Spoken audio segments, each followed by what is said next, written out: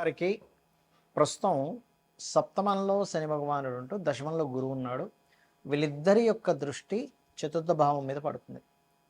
అయితే ఈ గురు శనులు ఇద్దరూ కూడా చతుర్థ భావం మీద డబుల్ ట్రాన్సిట్ పడ్డం వేరు. ఈ గురువుకి శుక్రుడు వచ్చి తోడవడం వేరు.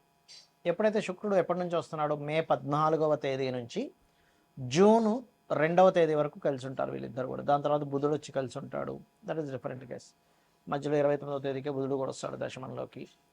కాబట్టి దీనివల్ల కలిగే మీకు మంచి ఫలితాలు ఏమిటి, జాగ్రత్తలు ఏం తీసుకోవాలి, ఎటువంటి విషయాల పట్ల మీరు జాగ్రత్తగా ఉండాలి అనేటువంటి అంశాలు చెప్తుంది. నేనైనప్పటికీ చెప్పిస్తుంది సాక్షాత్ లలిత అమ్మవారిగా భావిస్తూ ఆ లలితాంబిక అమ్మవారి యొక్క అనుగ్రహం మీకు పరిపూర్ణంగా కలగాలని మనస్ఫూర్తిగా కోరుకుంటూ, ఇక్కడ ఈ శని దృష్టి ఎప్పుడైతే 4వ భావం మీద ఉందో దానికి తోడుగా గురు దృష్టి వచ్చినప్పుడు శుక్రుడితో కలిసి ఎప్పటి నుంచో ఒక వాహనం కొనుక్కోవాలి, గృహం కొనుక్కోవాలి, లేకపోతే ఒక ఇల్లు కట్టుకోవాలి, ఒక సంస్థను ఏర్పాటు చేయాలి అనుకునేటువంటివి ఏవైతే మీ కోరికలు ఉంటాయో ఆ కోరికలు నెరవేరుస్తాయి. గతంలో ఏర్పడినటువంటి కొన్ని నిందలు కూడా తొలగిస్తుంది. క్లీన్ చిట్ ఇచ్చేసారండి అంటూ ఉంటారు. అటువంటి అనుకూలమైనటువంటి వాతావరణం ఇక్కడ కనబడుతుంది. ఇక మరొక విషయం ఏంటంటే, ఇక్కడ మీ జన్మజాతకంలో అంటే మిమ్మల్ని పిలిచే పేరేమిటి, ఎందుకంటే ఇక్కడ మీకు గృహము వాహనం కొనుగోలు చేసే యోగం ఉంది కదా. కాబట్టి మీ పేరులో ఉండే మొదటి అక్షరాన్ని తీసుకొని, ఉదాహరణకి ఆంజనేయులు అకార వర్గు, లేదా ఆ నుంచి అమ్మహ వరకు ఉండేది అకార వర్గు అంటారు. కక్క గగ్గ. కా అంటే ఉదాహరణకి కామేశ్వరరావు, కవిత, లేకపోతే ఇట్లా కేశవ్, ఈ పేర్లు. చ జ చా వర్గు, ఇలాగా అష్టవర్గులు ఉంటాయి.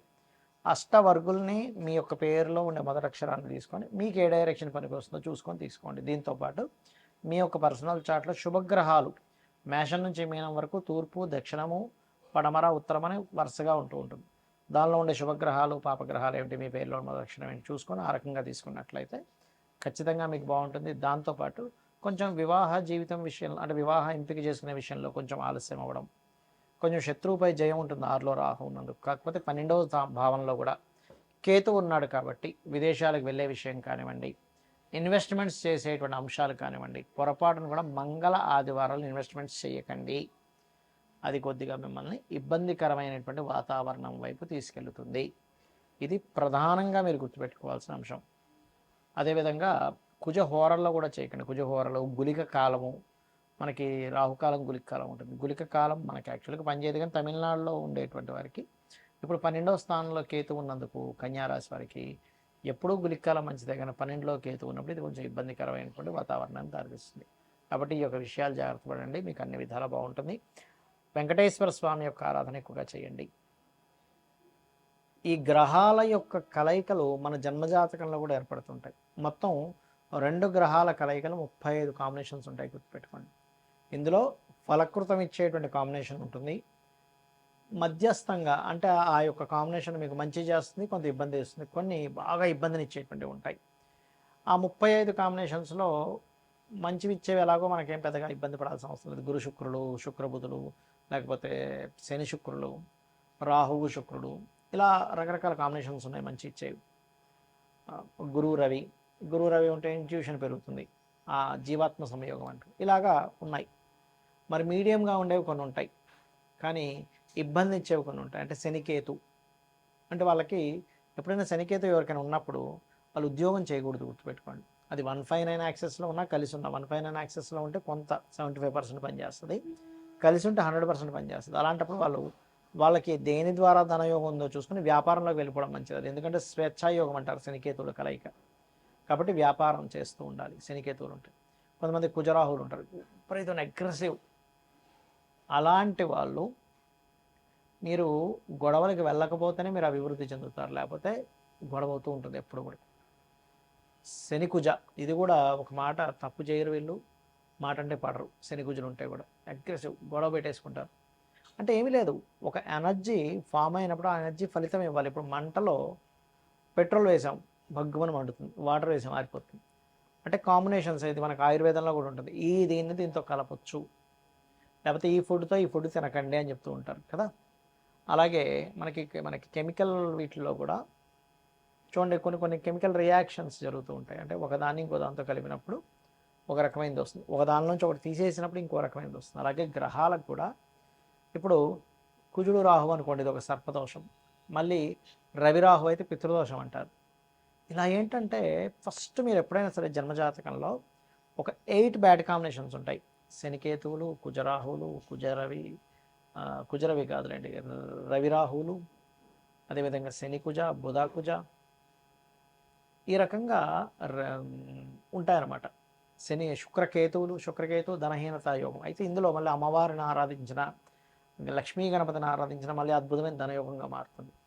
ఇవి ఒక్కొక్క భావనలో ఉంటే ఒక్కొక్క ఫలితాలు ఇస్తాయి. ధనస్థానంలో ఉంటే ధనం మీద ఎఫెక్ట్ చూపిస్తూ ఉంటుంది, సప్తమం మీద ఉంటేనేమో వివాహం మీద చూపిస్తుంటుంది, 12 మీద ఉంటే ఇన్వెస్ట్మెంట్స్ మీద చూపిస్తూ ఉంటుంది, 4 మీద ఉంటే ఒక్కోసారి యాక్సిడెంట్స్ మీద చూపిస్తుంటుంది, లేదా ప్రాపర్టీ మీద చూపిస్తుంటుంది, పంచమంలో ఉంటే ఏమో సంతానం మీద, 7వ భావంలో ఉంటే జీవిత భాగస్వామి మీద, 12లో ఉంటే వివాహ జీవితం మీద, అష్టమంలో ఉంటే యాక్సిడెంట్స్ మీద, భాగ్యంలో ఉంటే తండ్రి గారి ఆలోచన విధానం, తండ్రి గారి యొక్క నేచర్ మీద ఇలా చూపిస్తూ ఉంటుంది. అయితే ఇక్కడ ఈ కాంబినేషన్ ఉన్నంత మాత్రం చేత మనం భయపడ్డం కాదు, ఆ కాంబినేషన్ ఉన్నటువంటి మహాదశ వచ్చిందా లేదా, ఆ కాంబినేషన్ ఎంత బలంగా ఉంది. ఒక్కోసారి మన గ్రహాలు చూడడానికి రెండో ఒక రాశిలో ఉన్నట్టుంటాయి. ఇదేమో 1 డిగ్రీలో ఉంటుంది, ఏదో 29 డిగ్రీలో ఉంటుంది, అప్పుడు కలవదు అది. ఎందుకంటే చాలా ఎక్కువ డిగ్రీలు ఉంది కాబట్టి మీకు అది కనీసం 10 డిగ్రీల లోపల ఉండాలి. 10 డిగ్రీలు మినిమం ఉంటేనే దాని ప్రభావం ఎక్కువగా ఉంటుంది. లేదా ఒక్కొక్కసారి పక్కపక్క రాశుల్లో ఉన్నట్టు ఉంటాయి, కానీ ఇదొక రాశి అదొక రాశిలో నక్షత్ర సంబంధం ఉంటుంది. అంటే ఉదాహరణకి ధనిష్ట నక్షత్రం, మృగశిర నక్షత్రము, లేకపోతే ఈ కుజ నక్షత్రాలు 2 పాదాలు అందులో 2 పాదాలు ఇందులో ఉంటుంటాయి. లేదా గురు నక్షత్రాలు కూడా పునర్వసు, విశాఖ లేదా పూర్వభద్ర 3 పాదాలు ఒక దాంట్లో ఉంటే 4వ పాదం ఇంకో రాశిలో ఉంటుంది. ఆ రకంగా పాదాలు మారినప్పుడు రవి నక్షత్రాలు కూడా, ఇప్పుడు కృత్తిక ఉంది, కృతిక 1వ పాదం మేషంలో ఉంటే 2, 3, 4 పాదాలు వృషభంలో ఉంటుంది. అదేవిధంగా ఉత్తరాషాఢ కూడా ఉంటాయి, 1వ పాదం ఒక దాంట్లో ఉంటే సింహంలో ఉంటే 3 పాదాలు కన్యలో ఉంటాయి. ఉత్తరాషాఢ కూడా 1వ పాదం మకరంలో, ధనస్సులో ఉంటే మకరంలో మరో 3 పాదాలు ఉంటాయి.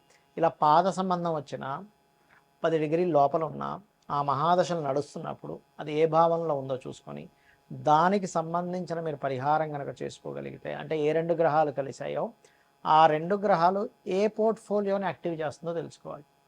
ఆ సమయం ఎప్పుడు వస్తుందో తెలుసుకోవాలి. అది మహాదశ, అంతర్దశాలు కొన్నిసార్లు ఎలా ఉంటుందంటే అసలు ఆ దశే రాదు కొన్నిసార్లు.